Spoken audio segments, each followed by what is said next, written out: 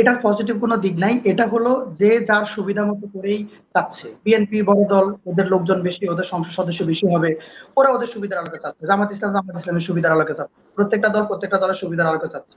যেমন হচ্ছে সংখ্যানুপাতিক নির্বাচনের কথা একটা বলছিল, প্রত্যেক অনেকগুলো দলে সংখ্যানুপাতিক নির্বাচন চাচ্ছে, কিন্তু বিএনপি চাচ্ছে না। কেন চাচ্ছে না? বিএনপি সুবিধা। আবার অন্যান্য দল কেন চাচ্ছে? অন্যান্য দলের সুবিধা। প্রত্যেকে প্রত্যেকের সুবিধার আলোকে চাচ্ছে। তবে একেবারে সামগ্রিকভাবে বিএনপি এখানে বড় দল, বিএনপি কে দায়িত্বটা নিতে হবে। দেশ সংস্কার থেকে শুরু করে সকল কিছু দায়িত্ব বিএনপি কে নিতে হবে। বিএনপি এটা দেখাইতে হবে যে ৭০ অনুচ্ছেদ আমরা চাচ্ছি না, আমরা এমনটাও চাচ্ছি না। বিএনপি যদি এই জায়গাটাতে উদারতা দেখাইতে পারে, তখন আমরা জামাতের সামনে প্রশ্ন তুলতে পারবো এবং অন্যান্য দলগুলোকে আমরা এই ব্যাপারটাতে আরো বেশি সচেতন হতে পারবে যে আসলে যেখানে বিএনপি এটা চাচ্ছে না, ব্যাপারটা জাতীয় সরকারের যে ব্যাপারটা, তারেক রহমান যে প্ল্যানটা দিছিলেন, উনি এটা দেওয়ার পর সবাই কিন্তু সাধুবাদ জানাইছে। আসলে মূল দায়িত্বটা বিএনপিকে নিতে হবে। এখন অন্যান্য দল, ছোট ছোট দল কে কি বললো না বললো, এগুলো আসলে তেমন বেশি প্রভাব বিস্তার করবে না। তবে আমি ব্যক্তিগতভাবে ৭০ অনুচ্ছেদ যে ব্যাপারটা আছে, ওই ব্যাপারটা আমি একেবারে রাষ্ট্রীয় স্বার্থে বা একেবারে জনগণের স্বার্থে এটাকে আমি সমর্থন করি। মনে করি যে এটা জামাত ইসলাম এই জায়গাটা থেকে উচিত। আমি আমি আমি একটু ৭০ অনুচ্ছেদ নিয়ে বলতে চাই।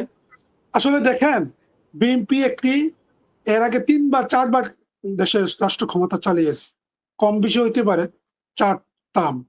সুতরাং বিএনপিও বিশ্বাস করে যে আমরা সামনে জনগণ ভোট দিলে আবার দেশ শাসন করবো, দেশের দায়িত্ব নিব।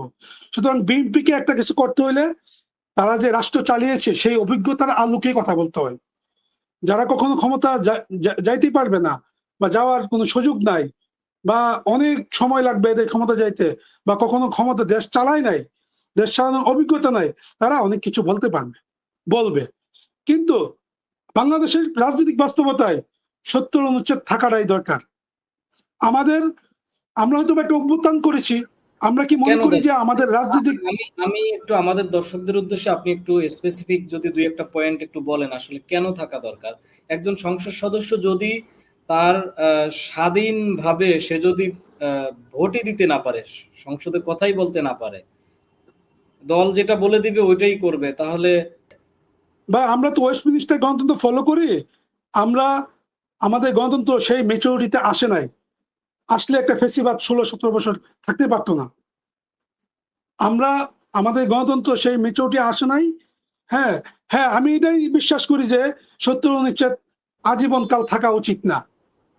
একটা সময় আসে এটা হয়তো বা করে দেওয়া উচিত, কিছু বাইন্ডিং দেওয়া উচিত যে এই বিষয়ে একমত থাকতে হবে, এই বিষয় ওপেন মতামত প্রকাশ করতে পারবে, আমি ওইটা মনে করি।